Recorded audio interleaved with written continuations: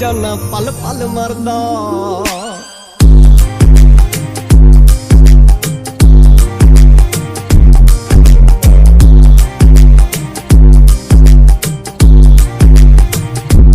ਹੋਰ ਹੁਣ ਫੱਪਣੀ ਨੀ ਅੱਖ ਮੇਰੀ ਨੂੰ, ਤੇਰੇ ਜਿਹੀ ਆਪਣੀ ਨੀ ਅੱਖ ਮੇਰੀ ਨੂੰ। ਐਵੇਂ ਗੱਲਾਂ ਗੱਲਾਂ ਵਿੱਚ ਢਾਲ ਨਾ ਦਈ, ਸੋਹਣੇ ਜਿਹਾ ਗੱਭਰੂ ਹਾਰ ਨਾ ਦਈ। ਪਿਆਂ ਦਾ